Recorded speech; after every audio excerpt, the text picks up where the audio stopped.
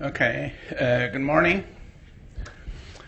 If sorry, you probably can go down a little, or I put the mic a little lower.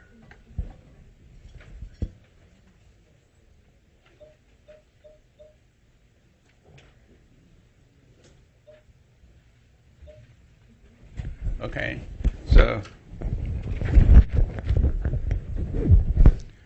I put the mic a little lower, so hopefully this is good. You probably see on the web page, I just circle the part as you need to pay special attention. The first announcement, I think everybody knows, is next Tuesday. We're going to have our first midterm exam. And a particular circle part is we will start at 9:20, okay? So make sure you come on time. 9:20 to 10:50, we give you 90 minutes, okay? Of course, in principle, if you write quick, you know the material, you can finish in 75 minutes, I think it should be. But midterm is always tight. If you answer 9 or 10 questions, usually you want to write more, you will find that time is pretty tight. One suggestion is write some key points. You don't have to write like an essay because you write 9 essays in 90 minutes, which is hard. Okay, so you write the major key points because no matter Tia or me, we grade, we just look at the key points, okay, to see whether you touch the key points, you really understand it. Okay, and you are encouraged to bring one sheet of reference. Okay, that means double-sided. Whatever font you want to print or you want to handwrite, it's your choice. Okay, but do remember come early. Okay, 9:20. Otherwise, if you come 9:30, you miss yourself. You miss 10 minutes. Okay, if you come even later, you miss even longer time. Okay, make sure that's next Tuesday, next lecture. Okay. So this is the last reminder. But if you have any questions, you can raise in Piazza. But I think the popular question is, what is the contents we're going to cover? Okay. Clearly, we're going to cover end of this lecture. Okay. Because this is a lecture we will finish our information network part. That means the whole first half of the course is on introduction to networks and mining networks. So that's the whole spectrum of coverage. Yes? Okay, yeah, the question is whether the keynote speech will be covered. Actually, keynote speech, there's about a half. Actually, it's our mining heterogeneous information networks. It's in the class. The keynote speech just make it shorter. But the second half is on the text mining. That part we're going to cover in the next half of the lecture. We're not going to cover in the midterm, in the first midterm, but we definitely will cover in the second midterm. Okay? That means the keynote speech, anything related to text, like a phrase mining or typing and those things will not be covered. Okay? But the network mining part, like rank class or rank classification, those things, we are going to cover it because it's in the class, right? Is that clear? Okay. So you know the coverage essentially is the network part. Okay. Now we come down to our part 2. Actually, I spent lots of time on the part 1, but I think it should be fine. Let me see whether I can make because I turn it into the mode of I think now it's okay. It's another.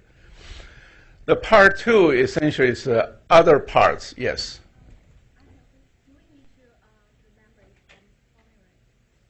The formulas. You do not have to remember formulas. If you fear the formulas, for example, like PASSIM, those kind of formulas, you really want to write it in your notes, that's fine. During the exam time, if we really need you to do some calculation, we write down the formulas.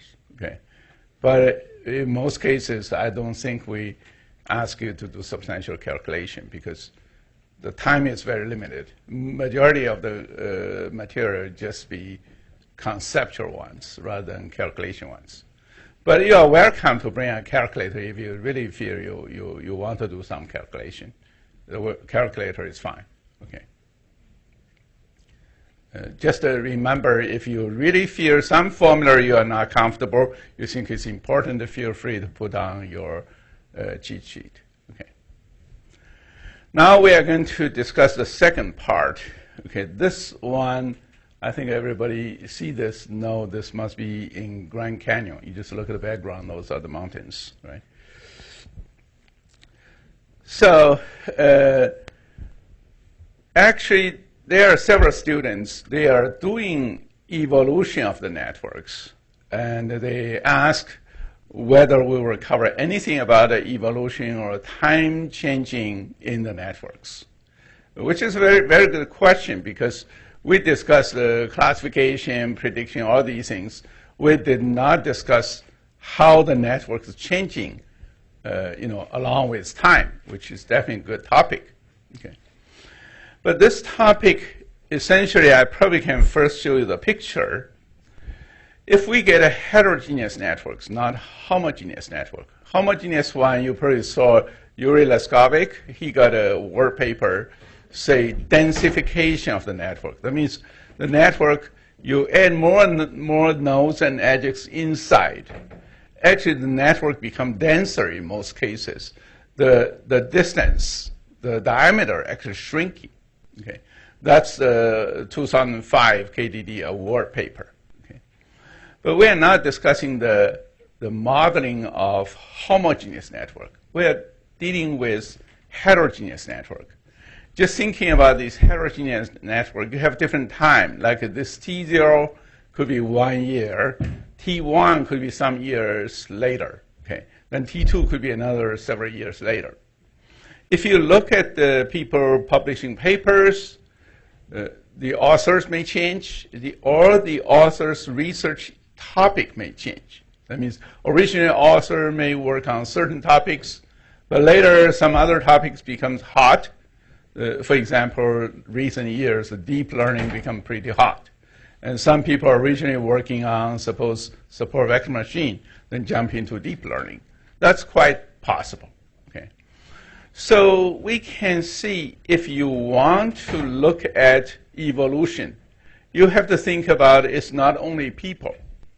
People, you get papers, you get venue, you get keywords. Everything could be changing. The new conference may come out, or even the conference did not change, but the topic you're working on could change. Right? So what we want to see is all these 3 or 4 types, they interact together, they change together. Okay, you want to see this kind of evolution. Okay. So how we can see this kind of evolution? You can look at this. Okay, this one actually is another Yizhou Sen's work. She published that one in 2010 in a machine learning on graphs. This mining and learning graphs. This workshop in 2010, but later I give you that reference is after 4 years, she published this one in the journal, IEEE Transaction on Knowledge Discovery, Knowledge and Data Engineering. So if you look at this, the title actually is very much the same. Is just look at the co-evolution of multiple typed objects in the dynamic heterogeneous information networks. Simply says that the networks are evolving because keywords may changing, the author's research interest may changing, new author may come up, may join the network. So what we want to see is we are thinking about these multi-typed linked objects. Overall, they are changing. We want to see whether you may find a new community and whether the community are also changing, okay, whether we can find this. She actually developed one algorithm called EvolNet class. You already learned her net class algorithm. Now she put evolution there. She put the evolution of the net class algorithm. That simply says the net class you want to form cluster. Now you take time into consideration. What you want to see is the community may be generated and it may split, may evolve, or it may disappear. Okay, that means what you want to see is the evolution structure, may get a birth, may get death, may get split, may get evolving. Okay, so the graph you can see is, she just show in the early days there was two fields. Okay, there were two fields. One is database, one is AI.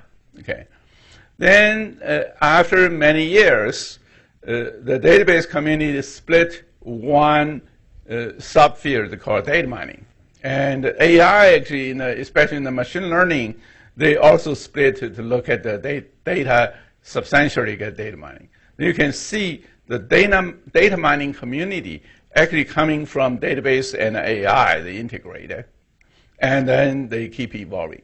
She wants to dig out this to say where data mining as a field coming from. Okay. So what she did essentially is she still take that heterogeneous network with a star schema, but now she was thinking about you are building this in the evolution model. Means you start from one state, and after certain years you're changing to another state, and then after certain years you change to another state.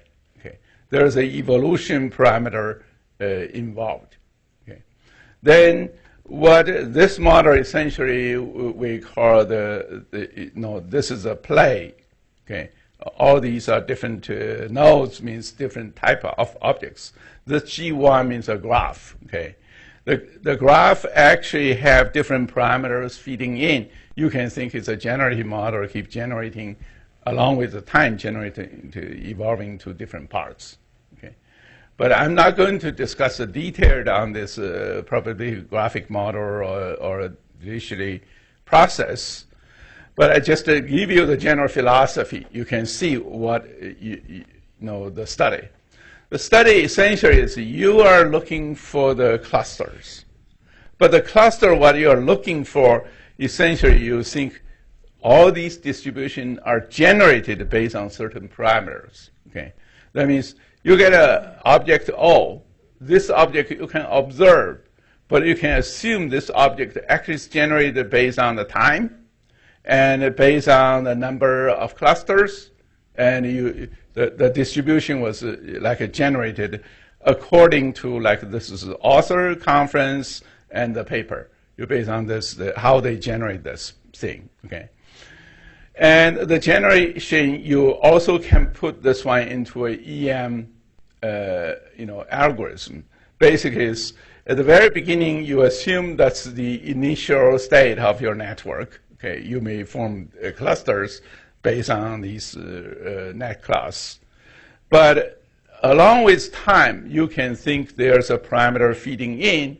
They are going to generate things, and the generation essentially is based on the data you have.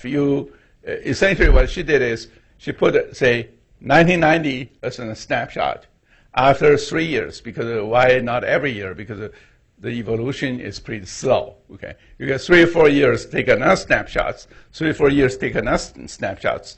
But how this one is generated to the other one is, you try to use this EM algorithm, derive those parameters to see how you can form clusters.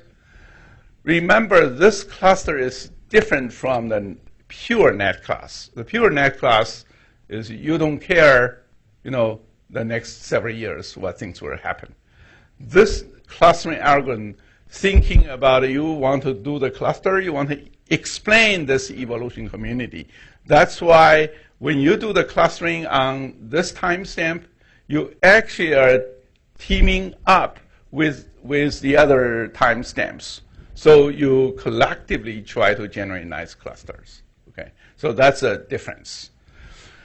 And I probably will show you some interesting finding she got. Okay, the finding actually is really based on the real data in the database, in the data and the information system part. And she partitioned. She just wants to know where the data mining as a research field come from. Okay.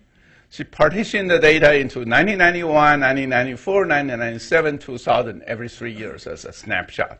Okay? And once you get this snapshot, you are doing the algorithm she just laid out. It's kind of evil net class, means it's not a pure net class. When you do the clustering, you are taking consideration this cluster. Actually will evolve into the other cluster. When you do cluster, you are thinking about a multi-timestamp. They collective together, they do this cluster. Okay. Then what she found, you can see this. This part is the conference and journal. This is a venue. Okay. And this one is the keywords. You probably can see in 1991, you have like a DAXA come out, ICD, VRDB, you have lots of such journals and conference. And the keywords are like in the database field, you have system, object, database, information-oriented. Essentially, it's object-oriented databases and the information systems. That's in 1991, that's a very hot field, okay, very hot keywords. But then, she found from the authors and the papers and the keywords, she found around 1993, there's some of them, they merge into this part. This part is essentially, you can see there's something like a AAAI or simulation conferences. And they have software system design knowledge analysis. Essentially, this field simply says, there are some people in database, they actually migrate into those software system design, knowledge bases, into that part. But the majority people are still going on. The major trend is to 1994. You probably see there are some new journals like TKDE come out, this IEEE transaction come out. But the system, you can see originally they have information on something. The top ranked keywords become object-oriented database systems. So in 1994, that part was really hot. The top keywords become this part. Okay. Then in 1997, she found the things, the keywords did not change that much, but the object is downgraded. Probably the object-oriented database is not that hot. And then around year 2000, you probably can see that's the part. The first thing is the major keywords are changing. You probably can see the query and the web becomes very popular. On the other hand, they split into another community, merge into like information retrieval and data mining. Okay. Then she actually later confirmed it's around data mining is coming, some part is coming from database, is splitting, and the keywords are also changing. The KDD conference coming out, and some people start publishing in the SIG-IR conferences as well. That's probably expected because with the web, lots of people originally work on the database. They start working on the web, work on search, and also work on data mining. So that's the one she could find the community evolution. That's over the years. Another study she did actually was just not over the years, just look at news. Over 4 weeks, okay, just a month. Okay. You think the news actually changed quite a lot. So even a month, you can see the evolution clusters. So for example, she actually picked up, the month is in 2010, I think, because she published this paper in 2010. And the news, she found several clusters. One cluster is more like politics or the major world news, like this is politics. The other one is a high-tech one, like a Mac, Apple, iPhone, okay, a tablet. And this part is about, I think it's something related to nature or weather or something related to this part. Okay. Then you probably can see that the interesting thing is January 1st to January 7th, if you look at the keywords, it becomes security, terrorism, travel, airport, or something.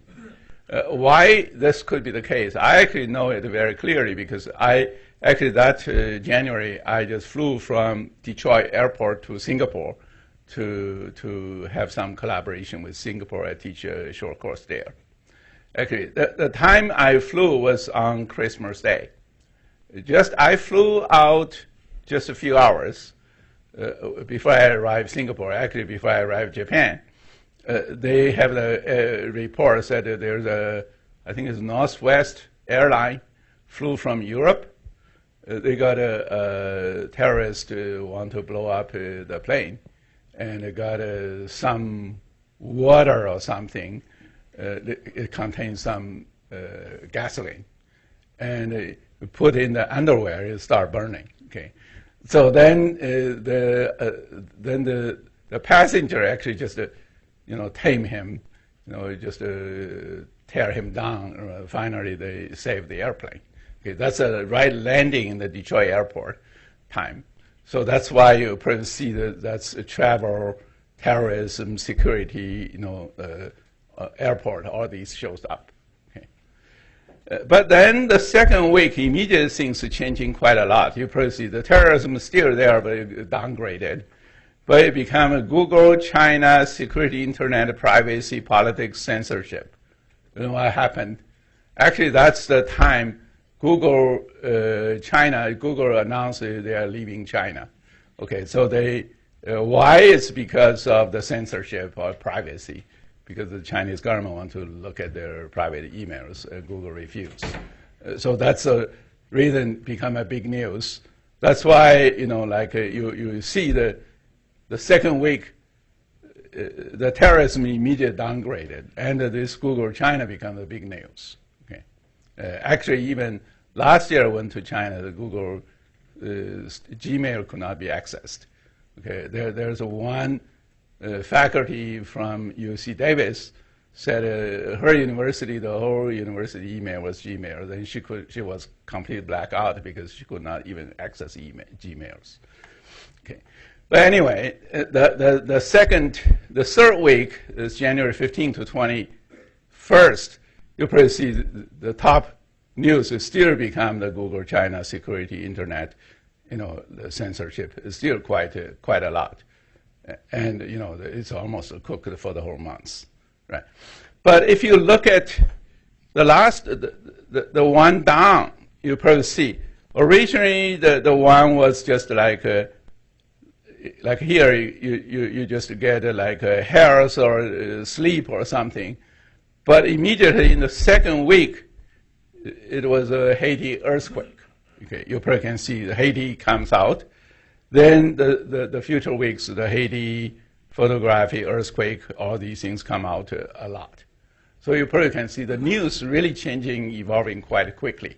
So that's the reason you probably can see she actually look at every week the news jumping up and down quite a lot. So you can find the clusters very nicely, finding a lot of evolution clusters. This one was done before we did anything like typing and freeze mining or something.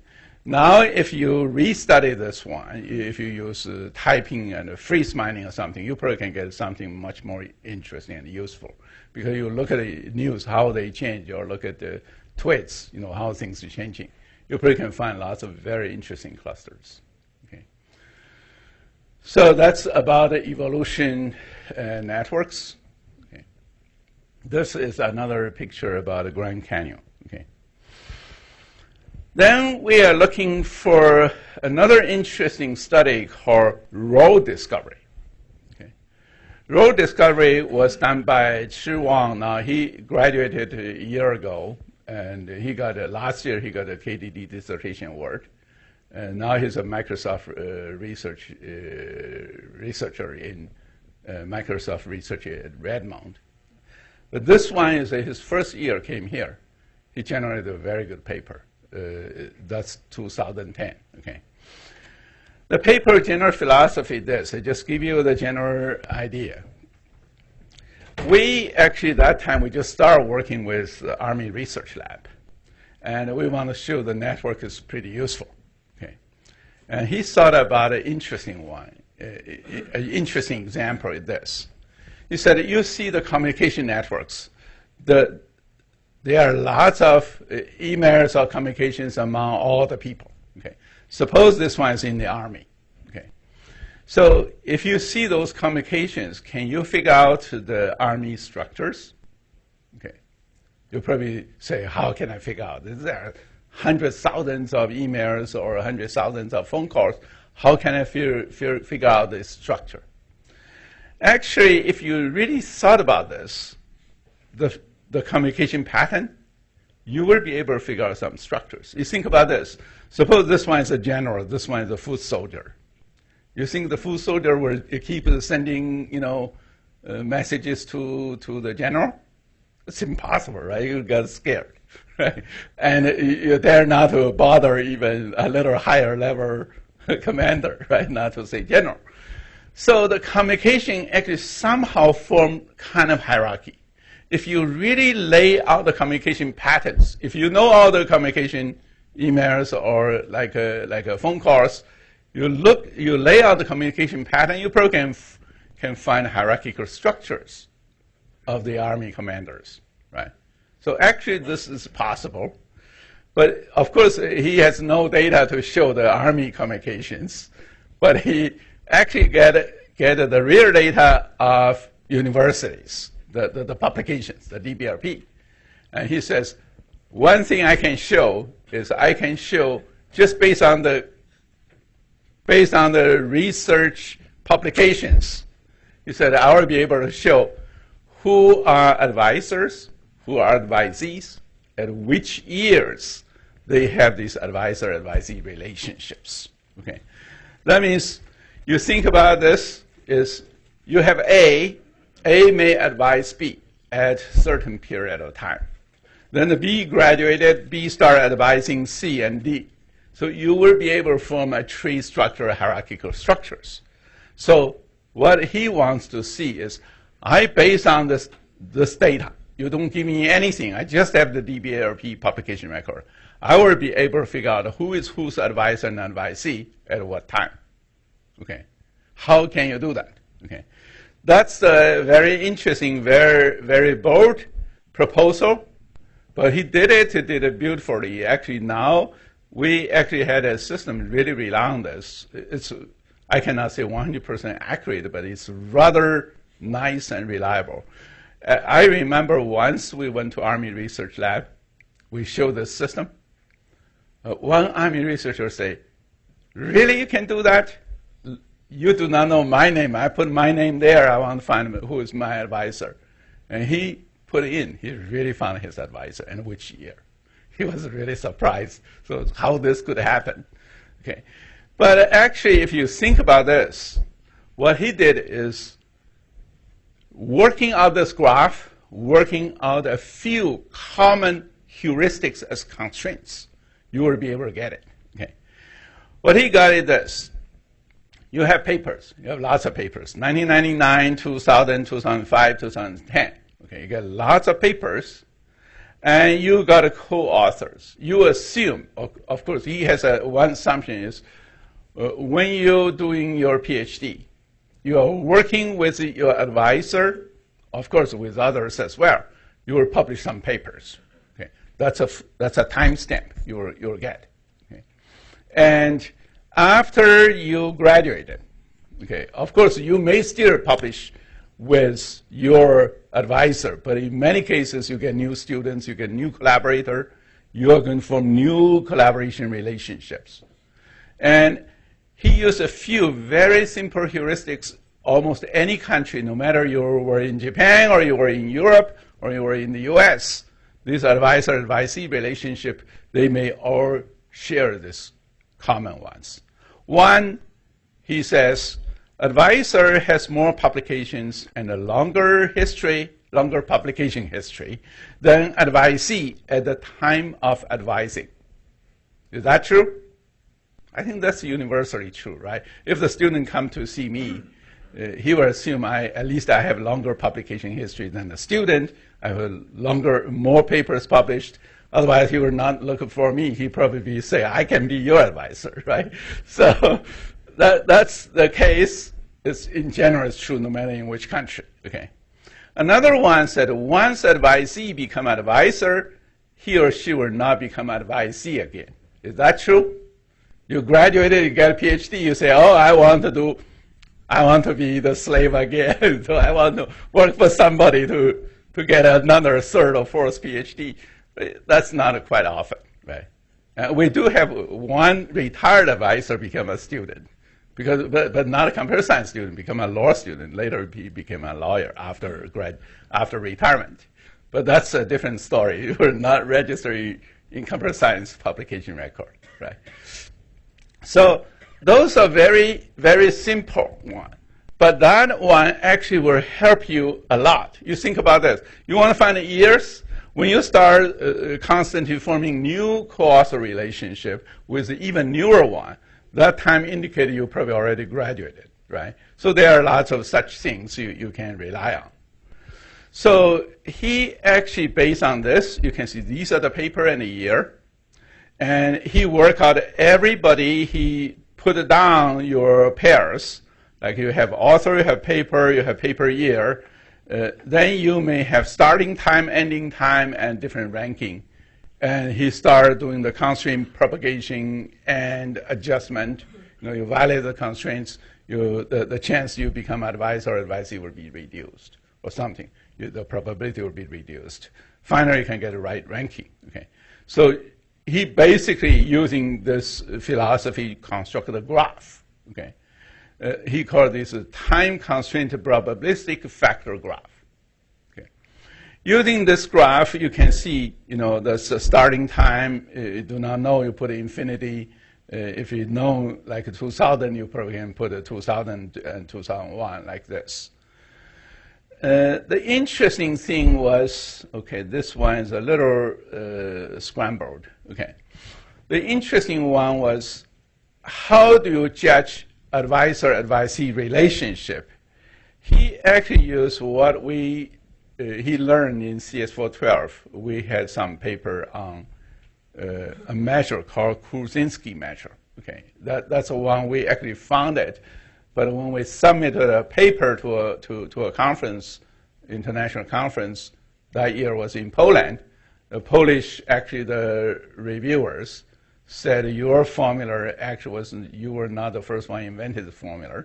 It was about 100 years ago. Actually, it's more exactly, it's like 80 years ago, published in German by a Polish mathematician called Kruzinski. Okay. So later we do not use our name, we just use his measure. Of course, he passed away a long time ago because it's published 80 years ago, called Kruzinski measure. Okay. The interesting thing is he uses Kruzinski measure to check the unbalanced relationship because usually advisor-advisee is not balanced. Okay. The advisor at that time published many papers, many more papers than advisee. So you check the unbalanced relationship, look at the unbalanced ratio, okay? Then you will judge which one is advisor, which one is advisee, okay? And he actually, you can see, that's the Kruzinski measure, that's the imbalance ratio, and based on this, you judge which one is advisor, which one is advisee. And then he checked the real data. The real data, he actually grabbed from DBRP, grabbed 654,000 authors. Okay, that's really that many authors in the database. And get over 1 million publications with all the years. And he does use some labor data, like mass genealogy, AI genealogy, and some home pages, training data. If you do not know mass genealogy, you probably can go down to Google, you can search it. Actually, you put, for example, you put my name, say, who is my advisor, who is my advisor's advisor, advisor's advisor. Just a few steps, you will touch very famous name, like a Euler, like those, I think it's not a Newton, but it's called something like, some very, you go back just not so many generations, you will find very big names, because the early days, the PhD was very small number. Okay, so that's the one that's called mass genealogy. You will be able to find those famous mathematicians. But he did a real test on many data sets. And he picked up a few names people know. One is David Bly.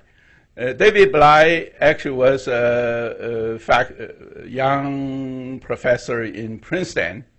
I think he just moved down to Columbia just about 2 years ago. He's a big star. He's like the major name on topic modeling. If you know the topic modeling, essentially him and his advisor, like Michael Jordan, they develop it. Okay, so and Shi Wang actually predicted he has two advisors. One is Michael Jordan, another is John Lafferty. Okay, and the time of advising is 01 to 03. The other one is 05 to 06.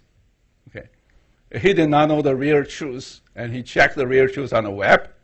It happens Michael Jordan is the PhD advisor, and actually he graduated in 2004. That's why 01, 03 is not too bad. Okay, and 05 to 06 actually this was his postdoc advisor. Okay. He was a professor in CMU. Actually, he was also the advisor of Professor Cheng Zhai. Okay. He's a very big name now. He's a professor. He moved down to University of Chicago, statistics department now. But anyway, this actually is pretty right. The years almost just 1 year apart. And he picked another one, Hong Chen. She actually graduated from me in 2008. And now is a professor in Chinese University in Hong Kong. And he picked up her, say, who is her advisor, and also found two. One is Chang Yang, one is me. And one is 02 to 03, one is 04 to 08. And it happens, she got a master from Chang Yang, graduating in 03, got a PhD from me, graduating in 08. So it's almost exactly right. Okay, it's pretty interesting. Then he picked another one, this is Serge Brand. You know Serge Brand? He was the one did PageRank. You know PageRank called Brand and Page. The first author is him. Okay, he's the first co-founder of Google. Okay, so but he did not finish PhD. He got a PageRank and he started Google already. But he did publish quite a bunch of papers, very good papers in their money. Actually, we want to find his advisor. We found Rajiv Modwani, and said it's 97 to 98. The time actually is right because 98 was a Google starting time. Then after 98, you could not find his paper, with any advisors. But the advisor was wrong. Okay, why the advisor was wrong? He did publish most papers with Rajiv Modwani. Okay. Then when I lectured this in UCLA, one senior professor, Carlos Aniello, said, this is wrong. I know. His advisor was Hector Garcia Molina. Hector was a department head. Probably got no time to write papers with him. That's why you could not find any publication with him. That's why you could not find him. So I said, then I corrected. I said his advisor was Hector, but got no paper. That's why I could not find him. I got more papers with Modwani. Until a few years later, Jeff Allman, he retired from Berkeley, from Stanford, but we did invite him, even after his retirement, invite him to give a distinguished speech at UIC. He came during the lunchtime. I was chatting with him about this.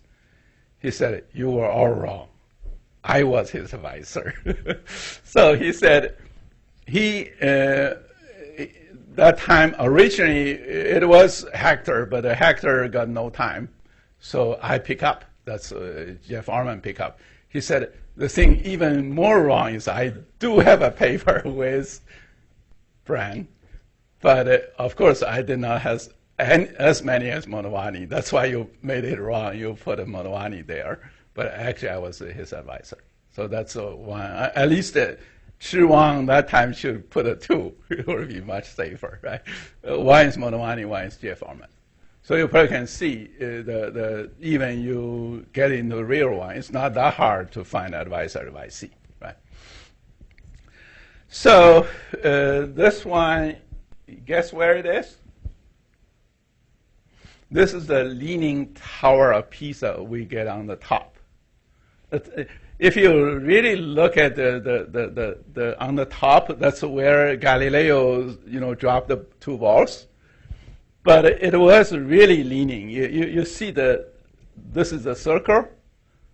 Some part is high, some part is low. I actually stand on the low part taking picture for the higher one. You probably can see they are pretty different. They only allow, I think allow about 20 people each time you can get on, because they dare not to get more people, the tower may fall down, right? So they actually give you book a time, they give you a ticket to put in the time there. And by the time you can get on. And after you get on, like a few minutes, you have to go down because the next batch will go up. Okay, so that's a linear. If you go there now, you really can't get on. I've been there many times before year 2005. They will keep repairing it. And until this time was 2008, I think, they'll reopen it. Okay. Now, I'm discussing another interesting thing for the network is network summarization and graph compression. Okay. The key is people are thinking about a graph. In many cases, graph looks very complicated. But you can merge many nodes in many cases. For example, okay, if you're a PhD student working on, say, data information systems, we say this is a DIAS field, and we have like 5 or 6 professors. Of course, you can say you collaborating with a particular professor, you get that professor node your node, okay? But if you go outside, you want to say something more general, you say, I'm working on the data information system professors. Maybe you work on 3 professors, you put them as one node. You say, this is a DICE professor in UIUC. Okay, then 3 nodes becomes 1, right? So you can see, if you do this, the whole network topological structure may change quite a lot. You see, these are the 4 nodes. You say, now it's 1. You just say this one is a CS professor or DICE professor.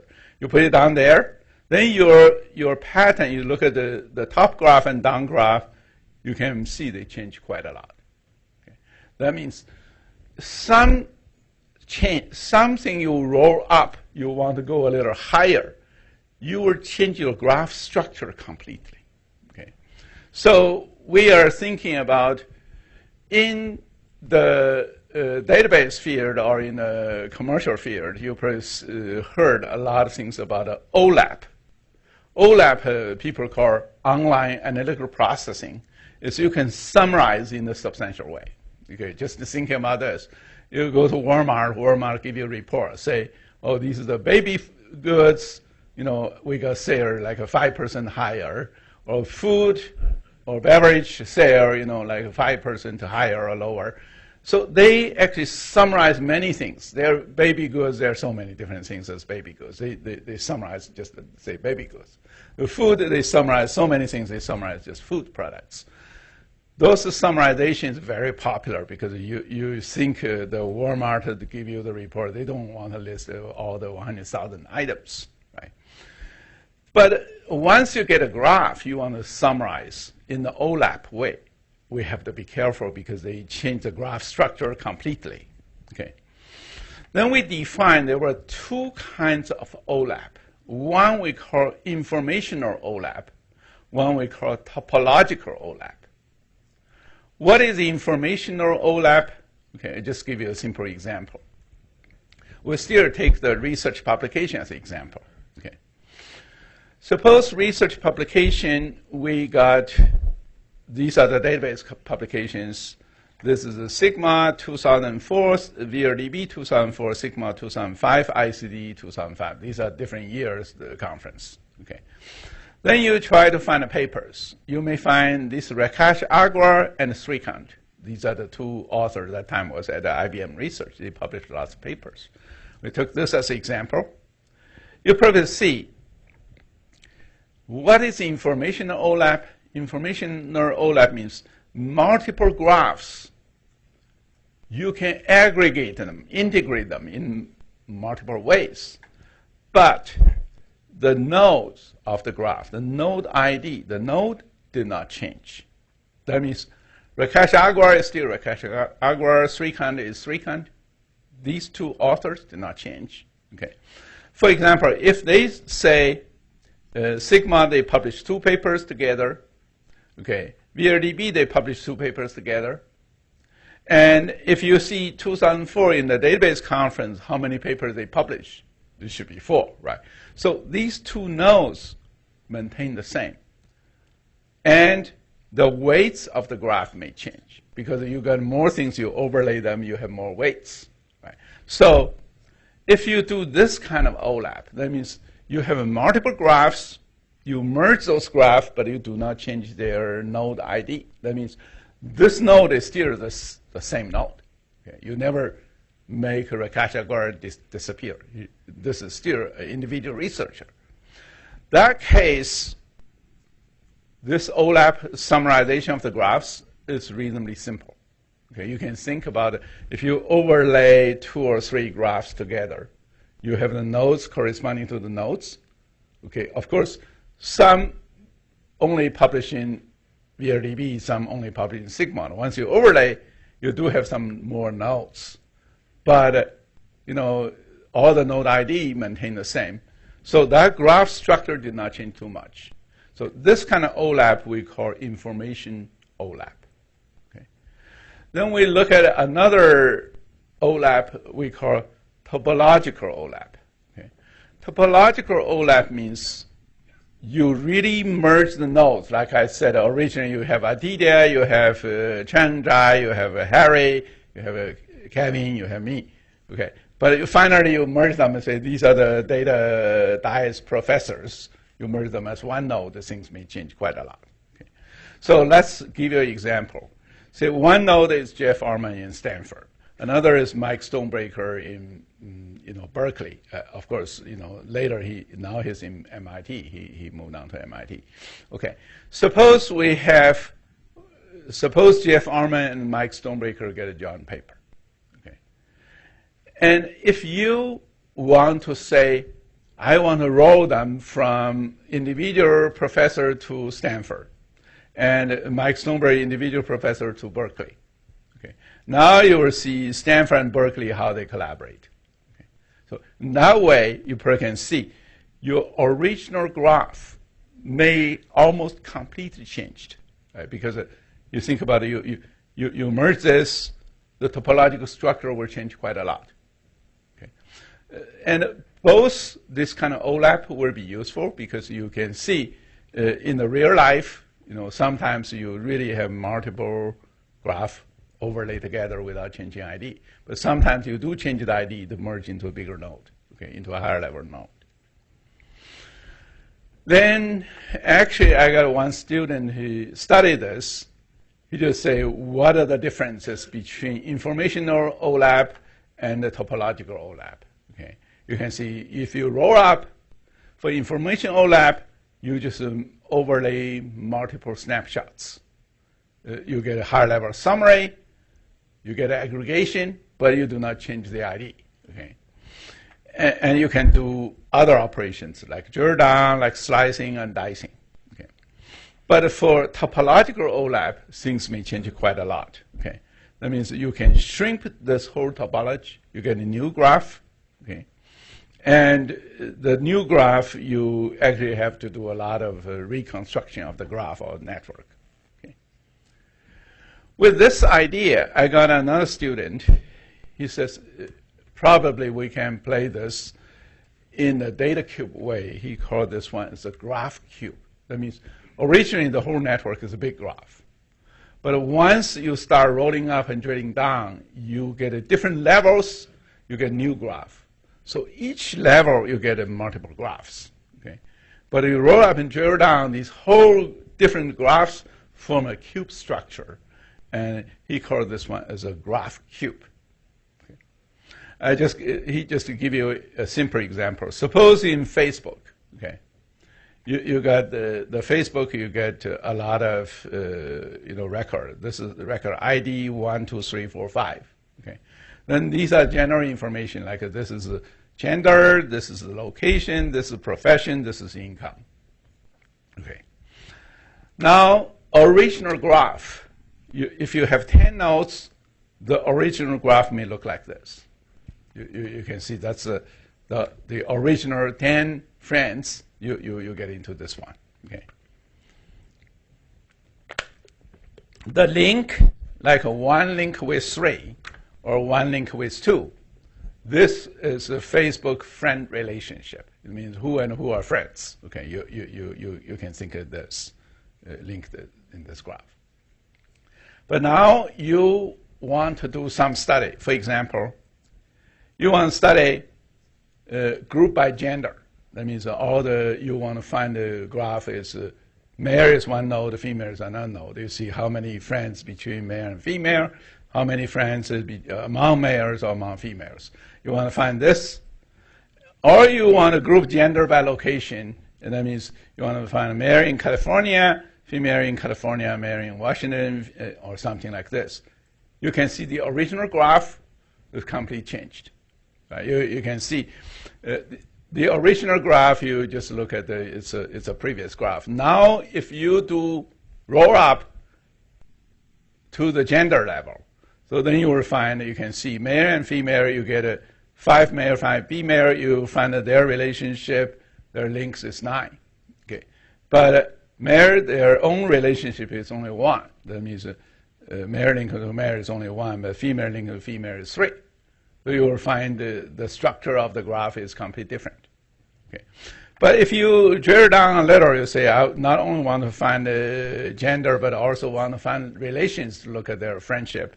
So then you look at this, you will find the graph, the original graph, now become like this. This is male California, this is female California, there's one link. But the males in Illinois and female in California, there are 5 links. Okay, so you probably can find this kind of graph. So you probably can see you get an original graph, but you want to get additional information, additional insight for different kinds of graphs. So you can generate many such graphs at different levels. So we call this as a graph cube, because at each level, each aggregation level, you'll find many, many graphs. Okay, the graph is essentially generated from the original graph. Then he defined the graph cube model as you get many dimensions. Suppose you get n dimensions, like gender is a dimension, location dimension, profession is another dimension. Okay, and then you find how many possible aggregation space. This is the same as data cube. You get 2 to the power of n dimension space. Why? Because you have n dimensions. Each dimension you chop 1, you get all the combinations. You chop 2, get another possible combinations. That's why you n choose 1, n choose 2, up to n choose n. That's the reason you get to the power n. Right? This is the typical binomial one. But the interesting thing was when people doing the query, people actually not strictly follow the levels. You think about this, okay?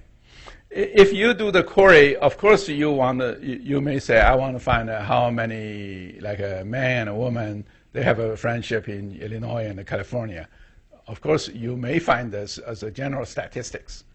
But in many cases, you want to find a particular person, right? You say, this person has how many friends or female friends in California, how many friends in Illinois. You want to find this particular person. But the other side, you may not know or you may not care a particular person. You want to find a general level. Okay, that means you really have a cross level, the one. That means you're not only look at this level, this is enough. Okay, in many cases, you want to find this particular ID linking with Washington, maybe male or female, linking with California, linking with New York, linking with Illinois. You want to find cross level. That means I sit on the concrete level, but I want to find the cross level, the higher level, the cross one. So to that extent, he actually got a new notion called cross-boid query. That means you look at a cuboid, some cuboid at a high level, but when you want to look at this particular person linking with the high-level information in the general way, you are looking for, you do not aggregate, you still keep your ID. But all the other people, you want to find a relationship, they already generate to state or to gender, to profession. Okay. So how to solve this kind of query, to roll up and drill down, because in many cases, people want to study a particular one with some general relationship. So he developed some optimization strategy. Say, if you give me a query, you have a concrete ID, but you are joining the level at the higher. Okay, so how can you process this efficiently?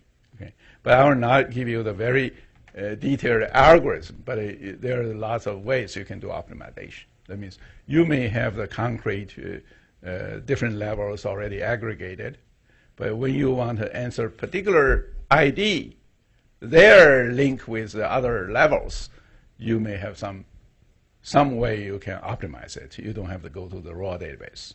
Okay, so that's about the one about the graph, cube, those things. Okay, so this one I think everybody knows. This is Niagara Falls, right? Actually, this Niagara Falls is I took it from Canadian side, because if you took it from the U.S. side, you see the fall is, you cannot go so close. You probably see, in Canadian side, you almost can standing right on the edge of the fall. You can take the fall. It looks really gorgeous. Both sides actually have different views, but it's pretty interesting. So I did not realize we almost can finish this session. We have 15 minutes. I think I can finish this one.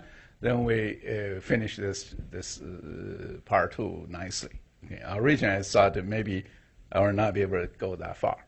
Okay. This is the last story I want to capture. Is in the network or in the data, you actually need to do a lot of data cleaning. Okay. Actually, about 3 weeks ago, I got a previous master student visit me. He said he has been working in Google for 8 years. Now he's a manager in Google. He said the CS412, CS512 is really, really useful because he said he worked in Google for so many years. The major technique they are using, one is classification, lots of different classification methods, including Bayesian, including decision trees, including support vector machine, deep learning, all these things. Of course, that time I did not teach deep learning. Okay, that time there were no deep learning yet. Okay, then clustering.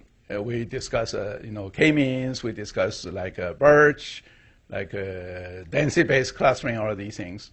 Then the third one, he says he used data stream. We discuss data stream mining. Then he says that the outlier analysis he learned here is very useful. Another very useful thing is data warehouse and data cube. Okay, that's very useful. But he says even those techniques he learned in those data mining courses truly useful, but 80% of their time actually spent on data cleaning. Okay. That means before you clean the data, you try to use those algorithms. It's just impossible. You have to write a lot of routine to clean the data. Okay. So this one is the data cleaning. It's one story by Xiaoxin Yin. He actually now is in Google as well. After he graduated, got a PhD here. He first joined Microsoft Research. He got a 2008 KDD dissertation award. So far, our group has 3 people who got dissertation award. The first one was him. He was the very first one when KDD set up a dissertation award. The very first, he got it. And then 2012, we got Yizhou San, and 2015, we got Zhi Wang. Okay. But he got lots of very interesting work. This work is particularly interesting. I probably should tell you. The 2 work we are going to introduce in this course. One is the truth finder. Now it's very popular, but he was the pioneer, how to finding the truth. Okay. This one is an algorithm called distinct. It's also pretty interesting. You probably can see this. He just give you the story. Say, if you go to the music website, if you want to download a song or album called Forgotten, okay, then probably people have to warn you which one you want to download because there are so many forgotten. He actually, that time he checked, there are 72 songs and 3 albums named Forgotten. Okay, so that simply says there are lots of common things. They are distinct objects, but they have common names. And he picked up another example, is called Wei Wang. Okay, he checked in DBRP Wei Wang. There are many papers for Wei Wang. That time he found 141 papers for Wei Wang. But then he found actually they have the same last name, same first name, but actually they are different people. Okay, so he found 14 people who share exactly the same slot, Wei Wang. And the paper all clustered together just to give the credit to Wei Wang. Okay, so actually we are going. I think in April we are going to introduce invited one distinguished speaker. Her name is also called Wei Wang from UCLA. Okay. She graduated from UCLA, but was a professor in UC Chapel Hill for many years. But then later UCLA gave her offer as a full professor. She went to UCLA again. Okay, but there are many other Wei Wangs. Okay, so the problem is if you just base on the ID like a forgotten Wei Wang, there's no way you can get the right one, and no way you can distinguish them. Okay, when he first proposed this, he put the concrete name Wei Wang. Then I was laughing. I said I myself actually co-author with 3 Wei Wangs. How could you distinguish? Sometimes I have to think about which year, who are the other co-authors. I will be able to find that Wei Wang. And I originally discouraged him to work on this. I said, this is just impossible. Then he gave me this picture. He says, of course, you think it's impossible, but I actually checked this. He checked this. He said, you look at this. Actually, this Wei Wang worked with Dick Muntz. Actually, Dick Muntz was his advisor, was her advisor. Okay, you look at this.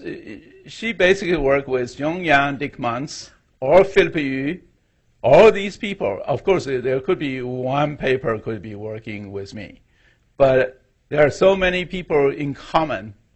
Actually, she worked with. You probably can find the clusters.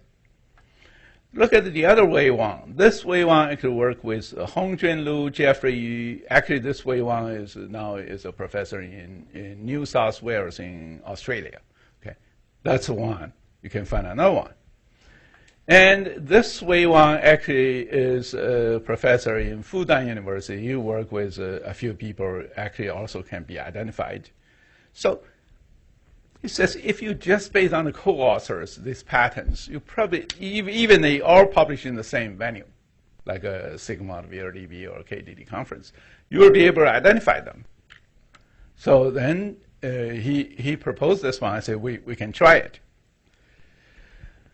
The interesting thing happened is he tried to work out automatic work with algorithm without anybody doing labeling. Because you think about it, you do labeling like a cheating. You say, this is Wei Wang, I already know.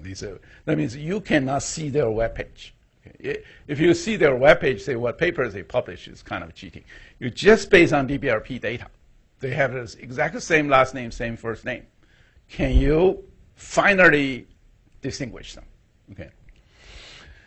And his first analysis is you must base on links. This way one, it can link with other authors as co-authors, with a paper, with keywords, and with venue, with years, okay, with all this information. So what information you can use? If you do not have anybody trained, suppose you came from Mars, how could you identify these are different wave ones, not different Mike Stonebreakers? Okay. So he found a very interesting one he called self-boosting. That means you do not give me any training set. He said the DBRP is so big with so many different names, different authors. Why we cannot use DBRP to think about some names like will be clean. Okay. For example, like a Stonebreaker could be clean. Why wave 1 is not clean, Stonebreaker is clean? He says you just look at statistics. You look at how many ones in DBRP, there are tons of them, right? How many waves in DBRP, there are also tons of them.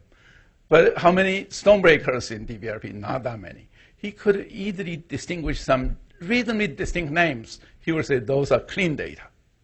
And based on this clean data, he can work out the collaboration patterns, publication patterns. He can work out the parameters or knives to cut. Then going back to those unclean data like wave 1, he could cut it. So that's what he did. Okay. He says, you build a training set automatically using the same big data sets. Okay. For example, he just gave an example like a Mike Stonebreaker. Of course, everybody knows he built many of them, like Johannes Gerck. Okay. Johannes Gerck, he was a professor in Cornell. Actually, I invited him here.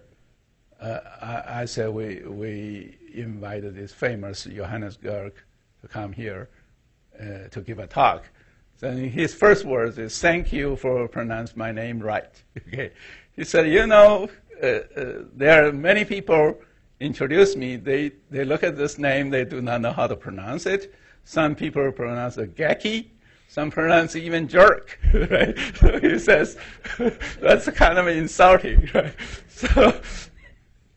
So that's the reason. Actually, there are people, you know, not that popular name, you go to DBRP, so he thinks this is a clean data. Okay, then he actually used those data reasonably with a certain data characteristics he thinks is clean. He used those data to work out the parameters. That means he used this train parameters, finding parameters, to say what kind of collaboration patterns, what kind of things you can use. Okay. Then he worked out the clustering algorithm, because once you know how people are grouping, and he worked out the clustering algorithm. Okay. Even for clustering algorithm, you probably see there are lots of tricks he tried to play.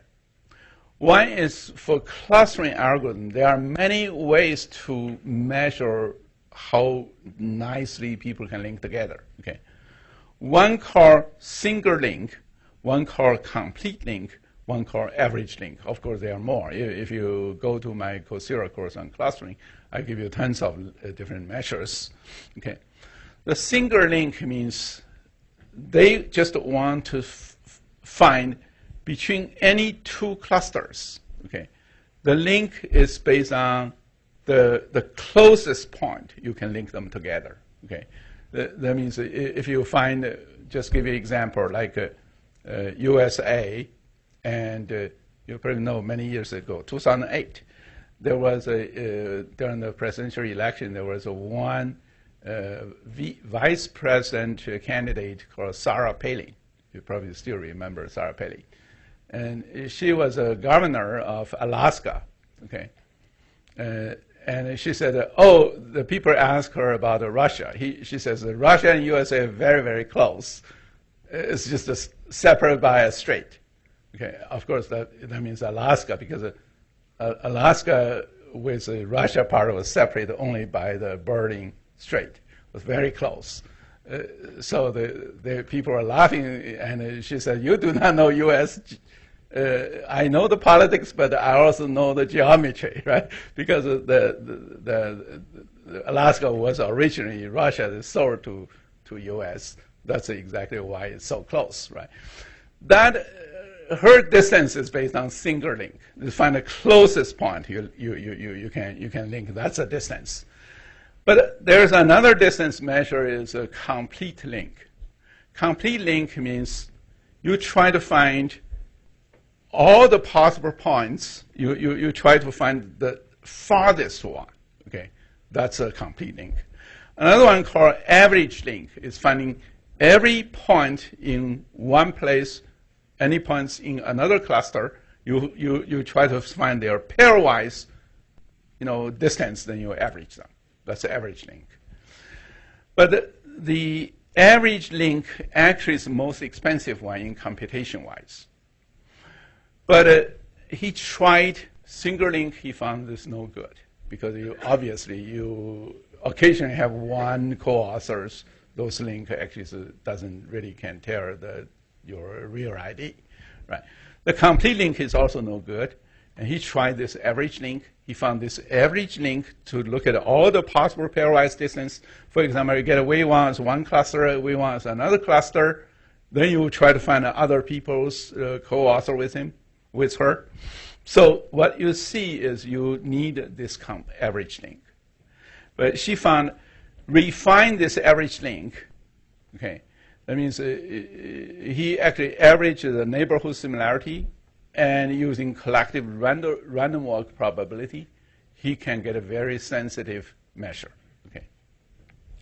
So I probably can show you what, based on his algorithm, basically is using the self-training, using the sensitive clustering, and he could identify in a reasonably, pretty good way to look at these authors. So you probably see the first one, Hui Fang. The interesting one was when he was doing PhD, there were two Hui Fangs as a PhD student in the same department, in our department. There are two Hui Fangs. Okay. One is a man, is working in computer architecture. The other is a woman actually working with Professor Dai in information retrieval. Then he found total 3 Hui Fangs in DBLP, just got 9 papers. But the very interesting thing is, it's very easy to separate them. You can see this accuracy is 100%, precision is 100%, recall is 100%, everything is 100%. Why? You probably can see. It's not because one is male, one is female. It's one is working on computer architecture, the other one is working on information retrieval. They have nothing to do with each other. I mean, they publish different, have different co-authors, publishing different venue, different keywords. So it's very, very easy to separate them.